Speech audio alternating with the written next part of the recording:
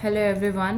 From today we are going to begin with class 8 civics. Class 8 civics is important in the sense because a lot of questions, a lot of topics can be seen in the syllabus. Okay. सो इस first chapter is the Indian constitution. हम सबसे पहले Indian constitution के बारे में पढ़ेंगे. देखो constitution क्या होता है आपको इन जनरल सेंस पता. काफ़ी बार हमने रीड किया क्लास 6 और 7 की एनसीईआरटी में कि कॉन्स्टिट्यूशन क्या होता है. कॉन्स्टिट्यूशन आपकी एक डॉक्यूमेंट है कि आपको मैंने बहुत बार बताया, आई एम जस्ट रिपीटिंग. एक डॉक्यूमेंट है. इस डॉक्यूमेंट में आपके रूल्स लिखे हुए हैं. ये रूल्स फॉर पीपल भी हैं, for us people here mean citizens of India, and ये रूल्स आपके गवर्नमेंट के लिए भी हैं. कॉन्स्टिट्यूशन जो डॉक्यूमेंट है हमारी, ये क्या करता है कि हमारी कंट्री को किस तरीके से रन किया जाएगा, सिविक्स के सेंस में बोले तो किस तरीके से एडमिनिस्टर किया जाएगा, इस चीज़ को देखता है. Okay. So first thing is why does a country need a constitution. एक कंट्री को कॉन्स्टिट्यूशन की क्यों ज़रूरत पड़ती है. ज़्यादा जो कंट्रीज़ है ना हमारी वर्ल्ड की, उसमें कॉन्स्टिट्यूशन है. Most countries have the constitution. While all democratic countries are likely to have a constitution, it is not necessary that all countries that have a constitution are democratic. देखो क्या बताया हुआ है कि ज़्यादातर जो डेमोक्रेटिक कंट्रीज़ है, फॉर एग्जाम्पल जैसे कि इंडिया डेमोक्रेटिक कंट्री है, जितने भी देश हमें डेमोक्रेटिक कंट्री देखने को मिल रहे हैं उनके पास कॉन्स्टिट्यूशन होता है. पर हर कंट्री जिसने कॉन्स्टिट्यूशन लिख रखा है वो डेमोक्रेटिक हो ऐसा ज़रूरी नहीं है. Example China. ठीक है, यहाँ पे आपको अगर कन्फ्यूजन हो रही है स्टेटमेंट में तो समझो कि इंडिया जो है, इंडिया क्या है, एक डेमोक्रेटिक कंट्री है. इंडिया क्या है, एक डेमोक्रेटिक कंट्री है. ठीक है, और इंडिया के पास कॉन्स्टिट्यूशन है. ठीक है. वेयर एज चाइना अगर हम देखें, चाइना नॉन डेमोक्रेटिक कंट्री है. चाइना में डेमोक्रेसी नहीं है, नॉन डेमोक्रेटिक है, पर चाइना के पास भी कॉन्स्टिट्यूशन है. तो यही बताया हुआ है कि जो जो डेमोक्रेटिक कंट्री होती हैं चांसेस है कि वहाँ पे कॉन्स्टिट्यूशन होगा, पर हर कंट्री जिसके पास कॉन्स्टिट्यूशन है वो डेमोक्रेटिक हो ऐसा ज़रूरी नहीं है. Example here is China. Then first it lays out certain ideals that form the basis of the kind of a country that we citizens aspire to live. पहले बताया हुआ है कि जो कॉन्स्टिट्यूशन होता है ना, ये कुछ आइडियल्स लिखता है, कुछ ऐसे विचारधारा बताता है कि हम अपने देश को किस तरीके से बनाना चाहते हैं. जैसे कि हमने अपने प्रीएम्बल में देखा था, we the people of India wanted India to have justice, equality and so on. ठीक है, तो ये चीज़ आपको याद रखनी है. जो कॉन्स्टिट्यूशन होता है ना, इसमें रूल्स होते हैं, अ सेट ऑफ रूल्स होते हैं, प्रिंसिपल्स होते हैं that all persons in a country, जो हम सब लोग इंडिया में रह रहे हैं हम उस पर एग्री करते हैं कि हाँ जो कॉन्स्टिट्यूशन में लिखा है वो ठीक है, as the basis of on which they want the country to be govern. और इस रूल्स पे जो कॉन्स्टिट्यूशन में लिखे हुए हैं, इन रूल्स के बेसिस पे हम चाहते हैं कि हमारे देश को रन किया जाए. ठीक है. इसके बाद आप यहाँ पे देखो 1934 में इंडियन नेशनल कांग्रेस ने डिमांड किया था एक कॉन्स्टिट्यूशन असेंबली के लिए. कब किया था? 1934 में कॉन्स्टिट्यूशन असेंबली के लिए डिमांड. कॉन्स्टिट्यूशन असेंबली क्या होती है? कुछ नहीं, अ ग्रुप ऑफ पीपल जो मिलकर कॉन्स्टिट्यूशन बनाएंगे उसको कॉन्स्टिट्यूशन असेंबली कहते हैं. तो इंडियन नेशनल कांग्रेस ने कहा कि हमको कॉन्स्टिट्यूशन असेंबली बनाने दो जिससे कि हम अपने देश का कॉन्स्टिट्यूशन बनाएं. सेकेंड वर्ल्ड वॉर के टाइम पे इस चीज़ पे बहुत ज़्यादा बातचीत हुई और फाइनली क्या हुआ, दिसंबर 1946 में कॉन्स्टिट्यूशन असेंबली बनी. कब बनी? दिसंबर 1946 में. दिसंबर 1946 से नवंबर 1949 तक इन्होंने ड्राफ्ट किया हमारी कंट्री का कॉन्स्टिट्यूशन, इंडिया का कॉन्स्टिट्यूशन, और तब से यही कॉन्स्टिट्यूशन चलते आ रहा है. सिर्फ कुछ टाइम पे क्या हुई है, अमेंडमेंट्स होती रही हैं, बदलाव करते रहे हैं, पर कॉन्स्टिट्यूशन कभी नहीं बदला. कॉन्स्टिट्यूशन शुरू से वही वाला चल रहा है. ठीक है. उसके बाद आपको यहाँ पे नेपाल के बारे में बताया हुआ है. अब आप पूछोगे क्या कि नेपाल के बारे में पढ़ना है?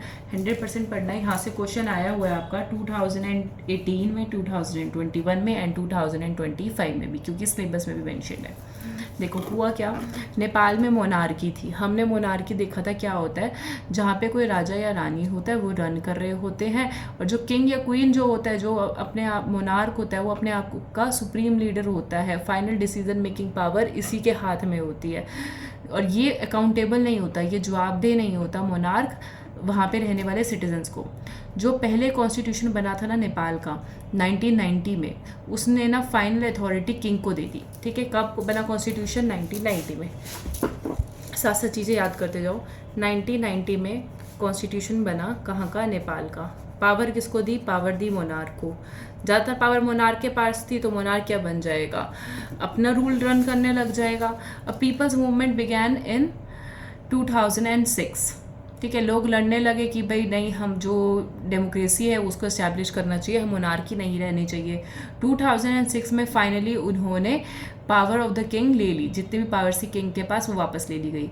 उसके बाद लोगों ने दोबारा कॉन्स्टिट्यूशन लिखा जिसमें नेपाल को क्या बनाया गया, डेमोक्रेसी बनाया गया। So next question arises is कब पावर ले ली गई, 2006 में।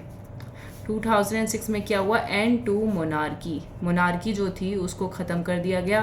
2015 में इन्होंने न्यू कॉन्स्टिट्यूशन लिखा जिसमें फाइनल पावर किसके पास आई, फाइनल पावर सिटीजन्स के पास आई।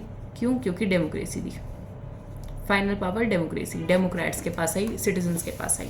तो यहीं पे ये सब कुछ बताया हुआ है, यहाँ पे एक बॉक्स में दिया हुआ है, इस चीज़ को देखते हैं। The country of Nepal has witness several struggles for democracy, Nepal वाले लोग बहुत ज़्यादा लड़े हैं डेमोक्रेसी के लिए, उन्होंने बहुत फाइट किया है, स्ट्रगल किया है।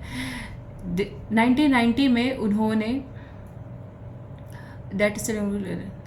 1990 में उन्होंने इस्टेब्लिश किया डेमोक्रेसी को, जो 12 साल तक रही, 2002 तक, ठीक है। 2002 में क्या हुआ, किंग ज्ञानेंद्र आए। किंग ज्ञानेंद्र ने क्या किया, फाइनली सारी पावर्स अपने हाथ में ले ली थी, ठीक है। ये फरवरी 2005 तक रहा। फिर 12 पॉइंट प्रोग्राम आया। इस 12 पॉइंट प्रोग्राम में क्या हुआ, जो मॉइस्ट थे, माओ को फॉलो करने वाले थे, और जो बाकी की पॉलिटिकल पार्टीज थी, इन्होंने मिलकर 12 पॉइंट एग्रीमेंट साइन किया। ये एग्रीमेंट जो था, इस 12 पॉइंट एग्रीमेंट के बाद क्या डिसाइड हुआ कि डेमोक्रेसी इस्टेब्लिश करी जाएगी नेपाल में। जो आपको यहाँ पे बताया ना 2006 में एंड टू मोनार्की, तो ये किसने किया था, माओइस्ट ने मिलकर किया था, लोगों के साथ, पीपल के साथ मिलकर किया था। क्या साइन कराया था, 12 पॉइंट प्रोग्राम साइन कराया था, 12 पॉइंट प्रोग्राम साइन कराया था। जब हम PYQ सॉल्व करेंगे तो हम इन चीज़ों को देखते जाएंगे। In 2000 this people's movement for democracy began gaining immense force। 2006 में इसमें बहुत ज़्यादा लोगों ने पार्टिसिपेट किया। It repeatedly refused the small concessions that the king made and finally in April 2006 the king restored the third parliament। 2006 में king ने क्या किया, अपनी पावर्स को छोड़ दिया और कंट्री क्या है, फिर से डेमोक्रेटिक बन जाती है, ठीक है। 2006 में मोनार्की ख़त्म होती है और 2008 में नेपाल जो है डेमोक्रेसी बन जाता है, ठीक है। यहाँ पे क्या बताया हुआ है, 2006 में मोनार्की एंड हुई है, बीच में आया आपका 2008 जब वहाँ पे डेमोक्रेसी इस्टेब्लिश हो जाती है। फाइनली उन्होंने अपना न्यू कॉन्स्टिट्यूशन क्यों लिखा है, न्यू कॉन्स्टिट्यूशन इसलिए लिखा है ताकि पहले वाले कॉन्स्टिट्यूशन में जो, देखो डेमोक्रेसी तो इस्टेब्लिश हो गई, पर पहले वाले कॉन्स्टिट्यूशन में कुछ पावर जो है मोनार्क के हाथ में दी हुई थी। एक न्यू कॉन्स्टिट्यूशन इंपॉर्टेंट था ये बताने के लिए कि फाइनली पावर तो रहेंगी किसके हाथ में, लॉन्ग रन में कंट्री को कैसे रन किया जाएगा, ये इसलिए कॉन्स्टिट्यूशन बनाया गया। अब इसके बाद यहाँ पे बताया हुआ है कि सेकंड इंपॉर्टेंट पर्पस क्या होता है कॉन्स्टिट्यूशन का। देखो कॉन्स्टिट्यूशन डिफाइन करता है कि नेचर क्या होगा पॉलिटिकल सिस्टम का, मतलब डेमोक्रेसी रहेगी, मोनार्की रहेगी, किस तरीके की गवर्नमेंट बनेगी, ये बताया जाता, कौन बताता है, कॉन्स्टिट्यूशन बताता है। यही चीज़ें यहाँ पे बताई हुई हैं। जैसे कि नेपाल का जो पहले वाला कॉन्स्टिट्यूशन था उसने मैं बताया था कि मोनार्की रहेगी और काउंसिल ऑफ मिनिस्टर्स रहेंगे, पर जो नया कॉन्स्टिट्यूशन बना उसने क्या कहा, डेमोक्रेटिक फॉर्म ऑफ गवर्नमेंट रहेगी। तो कॉन्स्टिट्यूशन क्या करता है, कॉन्स्टिट्यूशन बताता है कि किस तरीके का पॉलिटिकल सिस्टम रहेगा। डेमोक्रेटिक सोसाइटीज़ में कॉन्स्टिट्यूशन क्या बताता है, ये भी बताता है कि मिसयूज़ ना हो अथॉरिटी का। कोई भी पॉलिटिकल लीडर आता है, अगर वो अपनी मनमानी चलाने लगेगा तो डेमोक्रेसी होने के बावजूद भी क्या होगा, डेमोक्रेसी होने के बावजूद भी वो मोनार्की की तरह ही रन होएगी, क्योंकि जो पॉलिटिकल लीडर होगा, प्राइम मिनिस्टर के प्रेसिडेंट जो भी बनेगा, वो क्या सोचेगा कि मेरे पास सारी सुप्रीम पावर है। तो इसलिए कॉन्स्टिट्यूशन लिमिट करता है इनकी पावर्स को। इसके बाद ये भी बताया हुआ है कि राइट टू इक्वालिटी क्या है, one of the fundamental right है जो हमारे इंडियन कॉन्स्टिट्यूशन में दिया हुआ है। डेमोक्रेसी में हम क्या करते हैं, इन अ डेमोक्रेसी हम सब लोग मिलकर अपना रूलर्स चूज़ करते हैं, अपना लीडर चूज़ करते हैं, और ये जो लीडर हम चुनते हैं ये रिस्पॉन्सिबल होता है, ये अकाउंटेबल होता है, और इसको क्या करना होता है, इसको जो रिस्पॉन्सिबिलिटी हम देते हैं उसके अकॉर्डिंग रन करना होता है। Another important feature of function of a constitution, constitution का और क्या काम क्या होता है, क्लास 11th के NCERT के चैप्टर 1 में भी हम यही सब पढ़ेंगे जो हम यहाँ पे पढ़ रहे हैं। तो यहाँ पे बेस बिल्ड करना इंपॉर्टेंट है, अदरवाइज जब आप क्लास 11th की NCERT करोगे तो आपको लगेगा कि बहुत कुछ पढ़ने को मिल रहा है, आपको बुक करनी डिफिकल्ट हो जाएगी अगर आप अभी से बेस नहीं बनाओगे तो। अनदर इम्पॉर्टेंट फंक्शन, एक और इम्पॉर्टेंट फीचर क्या है कॉन्स्टिट्यूशन का, democracy. The Constitution pays in a democracy is to ensure that a dominant group does not use its power against other less powerful group of people। Democracy में constitution का एक most important role ये भी होता है कि जो लोग मेजॉरिटी में हैं या जो लोग पावरफुल हैं वो माइनॉरिटीज़ को या लेस पावरफुल लोगों को चीट ना करे, उनके साथ मिसबिहेव ना करे, उनके ऊपर ज़्यादा अपना पावर ना दिखाए। फॉर एग्जांपल देखो, इंडियन कॉन्स्टिट्यूशन की बात करते हैं। इंडियन कॉन्स्टिट्यूशन ने शेड्यूल ट्राइब्स के लिए, शेड्यूल कास्ट के लिए, वुमेन के लिए, ओबीसीज के लिए क्या बनाए हैं, राइट्स बनाए हैं। क्यों बनाए हैं? क्योंकि इन लोगों ने एट्रोसिटीज़ फेस करी है, इन लोगों ने गलत चीज़ें पहले फेस करी हैं, तो इसको रोका गया है। फॉर एग्जाम्पल आर्टिकल 17 के थ्रू रोका गया है। सो कॉन्स्टिट्यूशन डेमोक्रेसी में क्या इंश्योर करता है कि जो भी माइनॉरिटी में है, जो लोग कम हैं, उनके साथ कुछ भी इनजस्टिस ना हो। ठीक है। Then every society is prone to this tyranny of the majority. देखो किसी भी सोसाइटी में ये हो सकता है कि जो लोग मेजोरिटी में है ना वो अपना दबदबा दिखाने लगे। तो कॉन्स्टिट्यूशन इसलिए क्या करता है, रूल्स बनाता है कि जो माइनॉरिटीज़ हैं उनकी बात को भी माना जा सके और उनको मेजोरिटी के आगे ना झुकना पड़े। यहाँ पे आपको बताया हुआ है हमारे कॉन्स्टिट्यूशन में प्रिवेंट करी गई है इस तरीके की टायरनी या domination by the majority on the majority. This can refer to one community dominating another और within the same community. ये क्वेश्चन मेरा खुद का पर्सनली मैं आपको बता रही हूँ, इस साल जब पेपर हुआ 2025 का तो मेरा ये क्वेश्चन गलत हुआ था। यहाँ पे दो कंसेप्ट होते हैं, I want to tell you so that आप लोग गलत ना करो। दो चीज़ें होती हैं, अगर आपको इंटर वर्ल्ड और इंट्रा वर्ल्ड में कन्फ्यूज़न होती है जैसे मुझे होती थी, तो इंटर वर्ल्ड आप याद रखो इंटरनेशनल से, इंटरनेशनल से, ठीक है। इंट्रा वर्ल्ड बाद में देखते हैं। इंटर वर्ल्ड का मतलब होता है दो चीज़ों के बीच में, बिटवीन टू, दो लोगों के बीच में। तो यही बात यहाँ पे बताई हुई है। इंटर कम्युनिटी, इंटर कम्युनिटी मतलब कि दो कम्युनिटीज़ के बीच में। Inter community means between two community. For example Hindus ना हो जाएं बाकी के रिलीजियस लोगों पे मतलब कि उनके ऊपर अपने पार ना दिखाने लगे। फॉर एग्जाम्पल मुस्लिम्स पे, सिख्स पे, जैन्स पे, बुद्धिज़्म्स पे, एक्सेट्रा किसी भी रिलीजन बैकग्राउंड पे अपना दबदबा ना दिखाने लगे, इनके साथ मिसबिहेव ना करें। तो ये क्या हो गया, इंटर कम्युनिटी, क्योंकि दो कम्युनिटी के बीच में हो रहा है। इंट्रा कम्युनिटी भी हो सकता है। इंट्रा कम्युनिटी मतलब एक ही कम्युनिटी के बीच में कोई एक ग्रुप ज़्यादा पावरफुल हो रहा है। फॉर एग्जाम्पल हिंदूज़ के बीच में ही हम देखते हैं क्या है, आपको देखने को मिलते हैं क्षत्रियस, ठीक है, पहले का जो कास्ट सिस्टम था उसकी बात कर रहे हैं, शूद्रास, ब्राह्मण।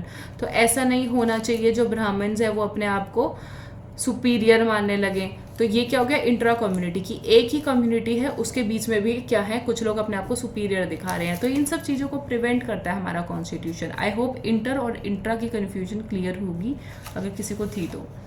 The third significant reason why we need a constitution, constitution हमें सेव करता है खुद से। ये क्या, इसका मतलब क्या हुआ, देखो अगर कुछ ऐसे डिसीजंस होते हैं जहाँ पे हमें अपना सेल्फिश इंटरेस्ट पूरा करना है। फॉर एग्जांपल आप प्राइम मिनिस्टर बन गए, आपका मन है कुछ भी करने का तो आप करना भी चाहोगे, ठीक है। पर जो भी पर्सन, जो भी पॉलिटिकल पार्टी आती है तो उसको क्या करना होता है, रन करना होता है अपनी कंट्री को, हमारी कंट्री को on the basis of what has been written in the constitution.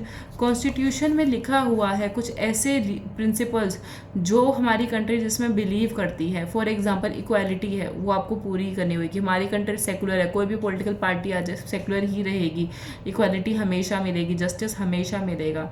तो ये हमें प्रिवेंट करता है कि कोई भी पर्सन जो है वो अपने आप को on the basis of what has been written in the constitution अपने आप को कंडक्ट करे।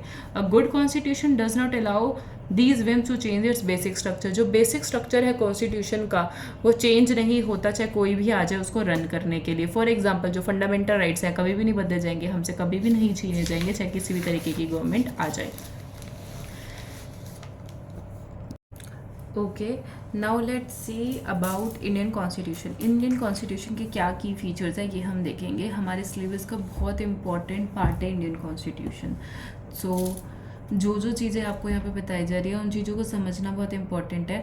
क्वेश्चन हाउएवर फैक्चुअल 10 थे इस बार 2025 के पेपर में आपके क्या था, देखो 2025 में जो पहले हम देखते हैं 2018 में कितने क्वेश्चन थे। 2018 में आपके 20 क्वेश्चन थे, ठीक है। फिर आपका 2021 में पेपर हुआ है, 2021 में भी आपके 20 क्वेश्चन थे। इनमें आपके 2 और 3 क्वेश्चंस थे जो आपके इंडियन कॉन्स्टिट्यूशन पे थे, ठीक है। अब पेपर हुआ 2025 का, इसमें क्वेश्चन थे 20 + 10, ये 10 क्वेश्चंस आपके डायरेक्ट पूरे के पूरे इंडियन कॉन्स्टिट्यूशन से थे, कंप्लीटली इंडियन कॉन्स्टिट्यूशन से थे। इन 20 में यही पैटर्न था, 2 to 3 इंडियन कॉन्स्टिट्यूशन के थे, तो अराउंड 13 क्वेश्चंस आपके डायरेक्टली इंडियन कॉन्स्टिट्यूशन से थे। तो इसलिए इस चीज़ को बहुत ध्यान से समझो कि ये जो 2-3 क्वेश्चन आएंगे ये तो अंडरस्टैंडिंग पे हो गए, जो चीज़ें आपको बोली जा रही हैं, जो बुक में लिखी हुई हैं, जो स्टेटमेंट्स हैं, एक बार आपको कंसेप्ट समझ आ गया तो ये क्वेश्चन तो आपके ठीक हो जाएंगे। बाकी जो ये 10 क्वेश्चन है ये फैक्चुअल क्वेश्चन थे, फैक्ट साइड बाय साइड आपको याद करते जाने हैं, कुछ एडिशनल्स मैं हमेशा ऐड करवाती रहूँगी नोट्स में। सो लेट्स फर्स्ट सी कि इंडियन कॉन्स्टिट्यूशन के क्या की फीचर्स हैं। देखो, ग्रुप ऑफ पीपल लगभग 300 लोग इकट्ठे हुए थे कॉन्स्टिट्यूशन असेंबली में मिलकर, लगभग 300 लोग थे। एग्जैक्ट कितने थे जब आएगा तब हम देखेंगे, ठीक है। ये 1946 में मिले और अगले 3 साल तक मिलते रहे जब तक इन्होंने इंडिया का कॉन्स्टिट्यूशन नहीं लिखा। इन लोगों का क्या टास्क था? इन लोगों का टास्क था कि इन लोगों को ना कॉन्स्टिट्यूशन लिखना, कि देश कैसे चलाया जाएगा ये पता लगाना। ये जो लोग थे ये अलग अलग लैंग्वेज बोलते हैं। देखो इंडिया बहुत बड़ी कंट्री है, अलग अलग जगह से लोग आए थे, लैंग्वेज अलग थी, कम्युनिटी अलग थी, रिलीजन भी अलग था, कल्चर अलग था। इन्होंने देखा था कि हमारी कंट्री जो है वो पार्टीशन हो रही है इंडिया और पाकिस्तान के बीच में, और कुछ तो हमारी यहाँ प्रिंसली स्टेट्स भी थी, सब जगह की सोशियो इकोनॉमिक कंडीशंस अलग थी। Still these people come together, और इन्होंने हमारी कंट्री की नेशनल यूनिटी को दिखाया कि इतनी ज़्यादा डाइवर्सिटी होने के बावजूद भी हम लोग इकट्ठे आके अपने कंट्री कॉन्स्टिट्यूशन लिख सकते हैं। जो फाइनल डॉक्यूमेंट लिखी गई उसमें गरीबी को हटाने की बात करी गई कि हम सोशियो इकोनॉमिक रिफॉर्म्स करेंगे, सोशल और इकोनॉमिक रिफॉर्म्स लेकर आएंगे, और हम जो है पॉवर्टी को ख़त्म करेंगे। क्रूशियल रोल होगा, बहुत ही इंपॉर्टेंट रोल होगा इंडिया के रहने वाले लोगों का इस चीज़ में, इसको ख़त्म करने में। डॉक्टर बी आर अम्बेडकर की अगर हम बात करें, डॉक्टर बी आर अम्बेडकर को हम father of the Indian constitution कहते हैं, ये चीज़ हम देख चुके हैं। इन्होंने कहा कि हाँ, कॉन्स्टिट्यूशन असेंबली ने बहुत सारे स्टेप्स तो लिए हैं, शेड्यूल्ड कास्ट को लोगों को सेफगार्ड देने की बहुत ज़्यादा कोशिश तो करी गई है। हमने देखा था ना कि डॉक्टर अम्बेडकर जो है वो शेड्यूल्ड कास्ट से बिलोंग करते थे, मेहर कास्ट के थे, इन्होंने इनजस्टिस फेस किया है, तो इन्होंने पूरी कोशिश करी कि शेड्यूल्ड कास्ट के लोगों के लिए कुछ सेफगार्ड्स रखे जाएं कॉन्स्टिट्यूशन में। पर इन्होंने फिर भी कहा कि कानून तो है, पर फिर भी इनको थोड़ा सा डरने की ज़रूरत है, क्योंकि इन कानून को संभालने वाले जो लोग हैं वो क्या है, caste Hindu officers, upper level के हिंदू ऑफिसर्स। तो इन्होंने क्या कहा कि जो शेड्यूल कास्ट के लोग हैं इनको गवर्नमेंट और सिविल सर्विसेज को ज्वाइन करना चाहिए, सो डैट जो इन पे इनजस्टिस हो रहा है, एट्रोसिटीज़ हो रही हैं, वो ख़त्म हो जाए। अब हम बात करें इंडियन कॉन्स्टिट्यूशन के की फीचर्स की। पहला है फेडरलिज्म।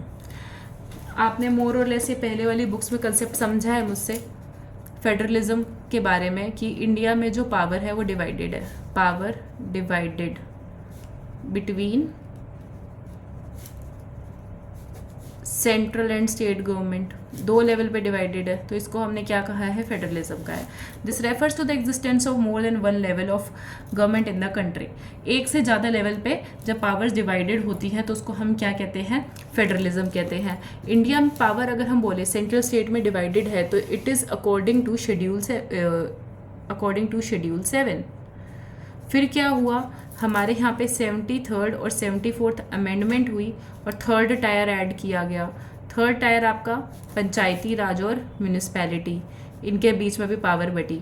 तो अभी आपको कितना समझना है, अभी आपको ये समझना है कि फेडरलिज्म का मतलब होता है कि पावर डिवाइडेड होती है एक से ज़्यादा जगह पे, पावर डिवाइडेड होती है एक से ज़्यादा लेवल पे, ठीक है। ये जब मैं आपको ट्रायंगल बनाती हूँ तो मैं आपको यही दिखाती हूँ कि ऊपर सेंटर है, बीच में स्टेट है, नीचे पंचायती राज और म्यूनिसपैलिटी है। तो पावर डिवाइडेड है बिटवीन डिफरेंट लेवल्स, लेवल की बात करी जा रही है, ठीक है। तो इंडिया में 28 स्टेट्स हैं, उनके बीच में पावर्स डिवाइडेड है, मतलब कि सेंटर के बाद स्टेट्स के बाद पावर आती है, फिर म्यूनिसपैलिटीज़ के बाद पास आती है। अंडर फेडरलिज्म के अंदर the states are not merely agents of the federal government but draw the authority from the constitution as well. जैसा कि मैं आपको यहाँ पे बता रही थी कि शेड्यूल 7 के अंदर पावर्स लिखी गई हैं स्टेट के लिए भी। तो ये नहीं है कि जो इंडिया में स्टेट्स हैं उनको पावर सेंटर दे रहा है, ऐसा नहीं है कि स्टेट सारी पावर जो स्टेट्स के पास है वो सेंटर से मिली है। स्टेट्स के पास पावर डायरेक्ट कॉन्स्टिट्यूशन से भी मिली हुई है, ये आपको याद रखना है, यही चीज़ लिखी हुई है। All persons in India are governed by laws and policies made by each of these levels of government. हम सब लोग जो इंडिया में रह रहे हैं उनको जो लॉज हैं, जो कानून बनाए जाते हैं, पॉलिसीज़ बनाई जाती है सेंटर की भी और स्टेट की, इसके अकॉर्डिंग रन किया जाता है, ठीक है।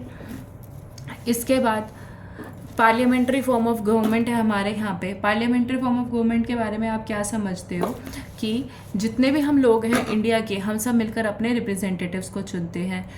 Every citizen of the country, कोई भी सिटीज़न है हमारी कंट्री का, उसके कुछ भी सोशल बैकग्राउंड है, कुछ भी है, क्लास, रिलीजन, कास्ट, तो वो भी क्या कर सकता है, इलेक्शंस में खड़ा हो सकता है। पार्लियामेंट्री, अभी तक हमने फर्स्ट फीचर देखा था फेडरलिज्म, ठीक है। सेकंड फीचर हम देख रहे हैं कि पार्लियामेंट्री फॉर्म ऑफ गवर्नमेंट है, कि पार्लियामेंट में लोग जो आ रहे हैं, जो लॉज बना रहे हैं, वो किससे आ रहे हैं, इलेक्शंस से आ रहे हैं। और कोई भी कॉमन सिटीज़न इंडिया का इलेक्शंस में पार्टिसिपेट कर सकता है एमएलए एमपी बनने के लिए। Okay, then separation of powers. देखो, फेडरलिज्म और सेपरेशन ऑफ पावर्स में कंफ्यूज नहीं होना है, specially commerce background students, you should know the difference. Separation of power में भी पावर्स को ही डिवाइड किया जा रहा है। इसमें जो पावर्स डिवाइड होती है ना, देखो इसमें क्या हो रहा था, फ्रॉम टॉप टू बॉटम, ठीक है, हो रहा था, वर्टिकल था। और जो सेपरेशन ऑफ पावर का कंसेप्ट है, सेपरेशन ऑफ पावर का कंसेप्ट है, इसमें वर्टिकल नहीं होता, हॉरिजॉन्टल होता है। हॉरिजॉन्टल वर्ड याद रखना है, ठीक है। हॉरिजॉन्टल का मतलब क्या है, देखो लेजिस्लेचर होती है, लेजिस्लेचर मतलब कि पार्लियामेंट होगी अगर आपकी, इसका काम है कानून बनाना। फिर क्या है, एग्जीक्यूटिव होती है, ये जो कानून बन गए इनको इम्प्लीमेंट करना, इनको लागू कराना एग्जीक्यूटिव का काम होता है। फिर होती है जुडिशरी का काम होता है पता लगाना कि लॉ जो है वो राइट है या नहीं है, लोगों को मिल रहा है या नहीं मिल रहा है, लोगों के हित में काम कर रहा है या नहीं कर रहा है, ठीक है। तो यही बताया हुआ है कि सेपरेशन ऑफ पावर्स में क्या है, हमारे कॉन्स्टिट्यूशन में 3 ऑर्गन्स ऑफ द गवर्नमेंट है। पहला क्या है, लेजिस्लेचर का काम है, जो हमारे इलेक्टेड रिप्रेजेंटेटिव्स हैं हमारे कानून बनाते हैं। एग्जीक्यूटिव एक छोटा सा ग्रुप होता है जो इम्प्लीमेंट करता है इन कानूनों को। जुडिशरी क्या होता है, system of court in the country है, ये जो मिसयूज होता है पावर का, इसको प्रिवेंट करने के लिए चेक करती है एक लेवल दूसरे को। Through this each organ acts as a check on the other organs of the government and this ensures the balance of power between all 3। अगर कोई गलत कानून बनाया जाता है तो जुडिशरी बोलेगी लेजिस्लेचर को कि तुमने गलत कानून बनाया, तो इस तरीके से चेक रखा जाता है। जुडिशरी, लेजिस्लेटिव असेंबलीज, एग्जीक्यूटिव, तीनों एक दूसरे पे चेक करती हैं, ठीक है। तो ये सेपरेशन ऑफ पावर्स का कंसेप्ट था। इसके बाद आपको यहाँ पे टेबल में डिफरेंस बताया हुआ है स्टेट और गवर्नमेंट के बीच में, 100% इम्पॉर्टेंट है समझना। स्टेट, देखो स्टेट और गवर्नमेंट ना डिफरेंट होती है। स्टेट गवर्नमेंट की बात नहीं हो रही, स्टेट, हम कंट्री को ना स्टेट भी कह देते हैं, ठीक है। जब भी आप अगर बात करते हो ना गवर्नमेंट की, तो गवर्नमेंट का काम होता है एडमिनिस्ट्रेशन करना और एनफोर्स करना लॉज को, ठीक है। गवर्नमेंट चेंज होती रहती है, कभी सरकार किसी की होती है, कभी सरकार किसी की होती है, ये इलेक्शन से चेंज होती है। पर स्टेट का क्या मतलब होता है, स्टेट का मतलब होता है कंट्री से, ठीक है। State on the other hand refers to a political institution. State के क्या फीचर्स हैं, ये एक पॉलिटिकल इंस्टीट्यूशन है। क्या है, एक पॉलिटिकल इंस्टीट्यूशन है। इसमें सवरेन पीपल है, यहाँ पे कुछ लोग रह रहे होंगे, और इसकी एक डिफाइंड टेरिटरी भी होती है, ठीक है। यही चीज़ लिखी हुई है और ये बहुत इंपॉर्टेंट डेफिनेशन है। The state on the other hand refers to a political institution, एक पॉलिटिकल जगह है जो जहाँ पे सवरेन पीपल रह रहे हैं, जहाँ पे उसके खुद के लोग रह रहे हैं एक डिफाइंड टेरिटरी में, ठीक है। तो इंडिया को हम क्या बोल सकते हैं, एक इंडियन स्टेट, क्योंकि इंडिया की अपनी टेरिटरी है, एक पॉलिटिकल इंस्टीट्यूशन है, एक बाउंड्री है, तो एक इंडियन स्टेट होगी। Indian state has a democratic form of government, पर हमारी जो गवर्नमेंट है, सरकार है, वो बदलती रहती है हर 5 साल बाद। The state refers to more than just the government and can not be use interchangeably with it. आप किसी सरकार के लिए स्टेट वर्ड यूज़ नहीं कर सकते, आप कंट्री के लिए यूज़ करते हो स्टेट वर्ड, ओके। इसके बाद फंडामेंटल राइट्स। फंडामेंटल राइट्स को क्या कहते हैं, conscience of the Indian constitution कहते हैं। आपको ये चीज़ यहीं पे याद होनी चाहिए कि conscience of the Indian constitution क्या होता है, ठीक है। कॉन्शियसनेस किस में दिखाई गई है, हमारे कॉन्स्टिट्यूशन का जो मेन मकसद है, जो मेन बिलीफ है, वो किस में हमें देखने को मिलता है, फंडामेंटल राइट्स में देखने को मिलता है। कॉन्स्टिट्यूशन हमारा गारंटी करता है कि ये जो राइट्स है ना, वो सेफ गार्ड करे जाएंगे इंडिविजुअल्स के। The Constitution thus guarantees the rights of individuals against the state as well as against other individuals. ये जो rights है ये against the state में, हमसे state भी नहीं ले सकता, even other individuals भी हमसे नहीं ले सकते। डॉक्टर अम्बेडकर क्या कहते हैं फंडामेंटल राइट्स के बारे में कि इनके 2 ऑब्जेक्टिव हैं। पहला ऑब्जेक्टिव है कि हर सिटीजन के पास ये जो राइट्स हैं इसको क्लेम कर सके। फॉर एग्जांपल अगर मैं हूँ या आप हो या कोई भी सिटीजन है इस इंडिया का, तो यहाँ पर ये हम सब क्या राइट है कि हमको ये अधिकार मिलेगा ही मिलेगा, नहीं तो हम आर्टिकल 32 के अंदर ही अपना राइट ले सकते हैं। सेकेंडली, ये जो राइट्स हैं ये बाइंडिंग है अपनी हर अथॉरिटी पे who has the power to make laws. जो भी अथॉरिटी है हमारी कंट्री में उसको ये वाले राइट्स क्या करने होंगे, फुलफिल करने होंगे। ये किसने कहा था, डॉक्टर अंबेडकर ने। क्या कहे थे, ये 2 ऑब्जेक्टिव्स कहे थे। क्या आपको याद होने चाहिए, होने चाहिए। दोनों ऑब्जेक्टिव्स याद रख लो बिलीफली कि क्या कहा था अंबेडकर जी ने, ठीक है। अब यहाँ पे देखो कितने राइट्स हैं आपके, 6 राइट्स हैं, ठीक है। राइट टू इक्वालिटी आर्टिकल 14 से आर्टिकल 18, आर्टिकल 14 से आर्टिकल 18 जिसके बारे में हम देख चुके हैं। राइट टू फ्रीडम आर्टिकल 19 से 21, राइट अगेंस्ट आर्टिकल 22 तक, राइट टू फ्रीडम 19 से 22 तक। राइट अगेंस्ट एक्सप्लॉयटेशन आर्टिकल 23 और 24, आर्टिकल 25 से आर्टिकल 28 तक आपका राइट टू रिलीजन है। फिर आपका कल्चरल एंड एजुकेशनल राइट्स आपके आते हैं आर्टिकल 29 और 30 में, और राइट टू कॉन्स्टिट्यूशनल असेंबली और रेमेडीज आर्टिकल 32। ये आपके 6 राइट्स हैं। अभी आपको क्या याद रखना है, इन 6 राइट्स के नाम याद रखने हैं, कौन से आर्टिकल्स में दिए गए हैं, इतना याद रखना है। राइट टू इक्वालिटी हम डिटेल में देख चुके हैं, स्लोली एंड ग्रेजुअली हम ये सारे राइट्स देख लेंगे। हर चैप्टर में मैं आपके कुछ ना कुछ एडिशंस करती जाऊंगी जिससे कि आपका सिलेबस कंप्लीट होता जाए। सो अभी इस चैप्टर में हम फंडामेंटल राइट तो ऐड नहीं कर रहे हैं, बट फंडामेंटल ड्यूटीज़ ऐड करेंगे। लास्ट फीचर जो इंडियन कॉन्स्टिट्यूशन का यहाँ पे बताया हुआ है वो क्या है, सेक्युलरिज्म है, ठीक है। सेक्युलरिज्म का मतलब क्या होता है, देखो क्या, सेक्युलर स्टेट वो स्टेट होती है जिसमें जो स्टेट है, अभी देखो यहाँ पे स्टेट की बात हो रही है। स्टेट मतलब कि कोई भी कंट्री, सेक्युलर कंट्री वो कंट्री होती है जिसका अपना कोई रिलीजन नहीं होता, नो ऑफिशियल रिलीजन, बस इतना याद रखना। अपना खुद का किसी भी उस स्टेट का कोई रिलीजन नहीं होता, ना हम हिंदू हैं कंट्री है, ना हम मुस्लिम कंट्री है, ना हम क्रिश्चियनिटी को अपना ऑफिशियल रिलीजन डिक्लेयर करते हैं। हमारा कोई ऑफिशियल रिलीजन नहीं है। मतलब क्या हुआ कि स्टेट कंट्री जो है सभी रिलीजन को इक्वल मानती है, हम सभी रिलीजन्स को इक्वल मानते हैं, हम सबके पास अधिकार है कि हम कोई सा भी रिलीजन फॉलो करें। किसी भी स्टेट किसी भी रिलीजन को हमारी जो स्टेट है वो प्रमोट नहीं कर रही है। ये सब चीज़ें क्या आती हैं, सेकुलरिज्म के अंदर आती हैं। ये आपको पता चल गया सेकुलरिज्म का कंसेप्ट कि सेकुलर स्टेट वो स्टेट होती है जिसका कोई भी ऑफिशियल रिलीजन नहीं होता, कोई भी हमारा स्टेट रिलीजन नहीं है, हमारे लिए सभी जो रिलीजन्स हैं वो बराबर हैं। इंडियन कॉन्स्टिट्यूशन में 11 फंडामेंटल ड्यूटीज़ है। ये 11 फंडामेंटल ड्यूटीज़ मैं आपके नोट्स में ऐड कर रही हूँ। Do read them, if you have any doubt please feel free to ask. इसके बाद आपको बताया हुआ है कि जो फाइनल सेशन था, आखिरी सेशन था कॉन्स्टिट्यूशन असेंबली का, वो 24 जनवरी 1950 को हुआ। 24 जनवरी 1950 को हुआ, आपको याद रखना है, आपको ये डेट याद रखनी है। फाइनल सेशन 24 जनवरी 1950 को हुआ। यहाँ पे बताया हुआ है कि कौन कौन लोगों ने साइन किया है। देखो, जयराम दौलतराम मिनिस्टर थे फूड एंड एग्रीकल्चर के, ये याद रखना है जीके पॉइंट ऑफ व्यू से। जयराम दौलतराम मिनिस्टर थे फूड एंड एग्रीकल्चर के। राजकुमारी अमृत कौर हेल्थ मिनिस्टर थी उस टाइम पे। जॉन मैथाई फाइनेंस मिनिस्टर थे। सरदार वल्लभ भाई पटेल डिप्टी प्राइम मिनिस्टर थे। और श्री जगजीवन राम आपके लेबर मिनिस्टर थे। I will add this in notes, daily एक एक को याद करोगे तो सारे ग्रेजुअली याद हो जाएंगे आपको। That was all in this chapter. Glossary आपकी नोट्स में ऐड हो जाएगी। आर्बिट्रेरी का मतलब होता है कुछ भी जब फिक्स नहीं होता और अपनी जजमेंट पे छोड़ दिया जाता है कि तुमको जो ठीक लगे वो तुम कर लो। आइडियल होता है कि गोल या प्रिंसिपल कि हम क्या चाहते हैं अचीव करना। इंडियन नेशनल मूवमेंट, एक मूवमेंट चली थी हमारी कंट्री को इंडिपेंडेंट करने के लिए, ब्रिटिशर्स के साथ फाइट करी थी कि वो यहाँ से चले जाए। Polity a society that has an organise political structure. कोई ऐसी सोसाइटी जिसका एक ऑर्गेनाइज पॉलिटिकल स्ट्रक्चर होता है उसको हम क्या कहते हैं, पॉलिटी। इंडिया एक डेमोक्रेटिक पॉलिटी है, मतलब कि इंडिया एक डेमोक्रेटिक कंट्री है, स्टेट है। सवरेन का मतलब होता है इंडिपेंडेंट पीपल, हमारे ऊपर कोई नहीं है, हम खुद के ही अपने इंडिपेंडेंट लोग हैं। जब हमारी कंट्री ब्रिटिश रूल के अंडर थी तब हम सवरेन नहीं थे, तब हम ब्रिटिश राज के अंदर थे। पर जब हम आज़ाद हो गए, हमारा अपना कॉन्स्टिट्यूशन बन गया, तो हम क्या हो गए, सवरेन पीपल हो गए, हम इंडिपेंडेंट पीपल हो गए। ह्यूमन ट्रैफिकिंग का मतलब हो गया illegal buying and selling of different commodities across national borders. लोगों को बेचना सेल्फिश गेंस के लिए या फिर से वुमेन और चिल्ड्रन को बेचना for unethical work is known as human trafficking. Tyranny का मतलब होता है क्रूअल या अनजस्ट रूल का यूज़ करना पावर का, ठीक है।